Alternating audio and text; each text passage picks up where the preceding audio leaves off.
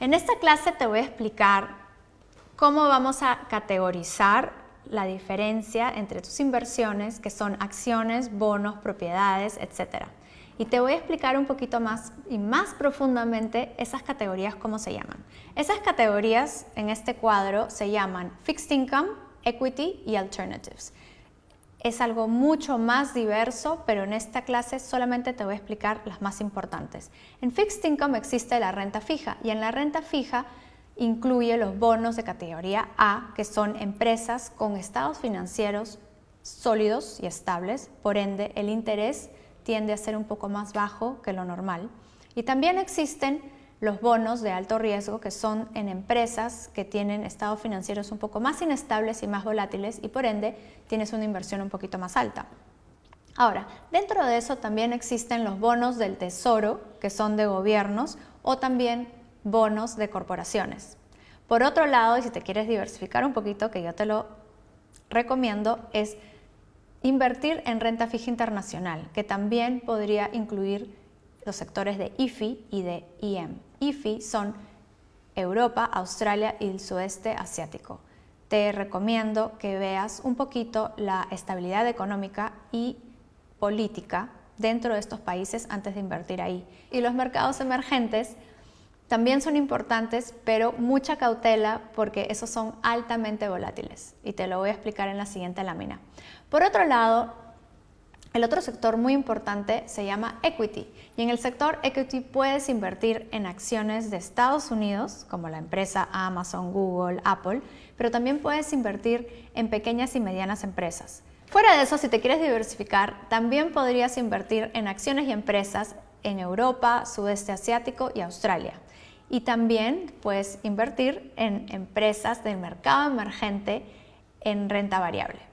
Entonces, en resumen, puedes invertir en renta variable y en renta fija de una empresa que tú quieras invertir. Alternativamente, existen fondos de arbitraje, capital privado y bienes raíces. Bienes raíces puedes invertir, te compras un edificio, un departamento, también puedes comprar un fondo de bienes raíces. También puedes invertir en un capital privado, por ejemplo, el futuro Uber, un unicornio, en un venture capital, o podrías invertir en un fondo de arbitraje. Yo recomiendo que no inviertas más del 10% de tu capital en uno de estos alternativos porque son altamente volátiles y no tienen mucha liquidez. En el siguiente cuadro, lo que también te quería explicar, porque tú dirás, Elaine, ok, vamos a invertir en renta variable, en renta fija, en alternativas, pero ¿cómo hago esto? Bueno, si a ti te encantan mercados emergentes porque tú vives en un mercado emergente, quiero que sigas el cuadro morado, porque este cuadro lo que explica es cómo se han comportado los siguientes sectores.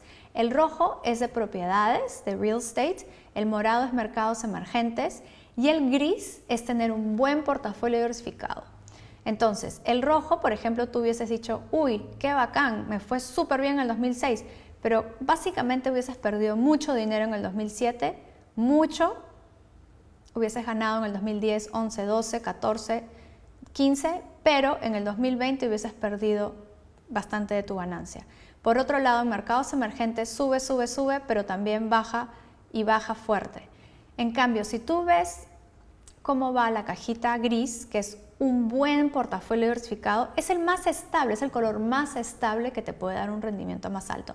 Por eso, lo que yo te recomiendo es que tengas mucho cuidado en invertir, que pueda ser alineado a tu riesgo tolerancia y que cuidadosamente escojas esos sectores que te sientas cómodo, que entiendas y que puedas saber más o menos cómo se ha comportado históricamente y cuáles son esas proyecciones a futuro de acuerdo al sector, al área que tú quieres invertir y crecer tu dinero. Te deseo muchos éxitos en estas inversiones.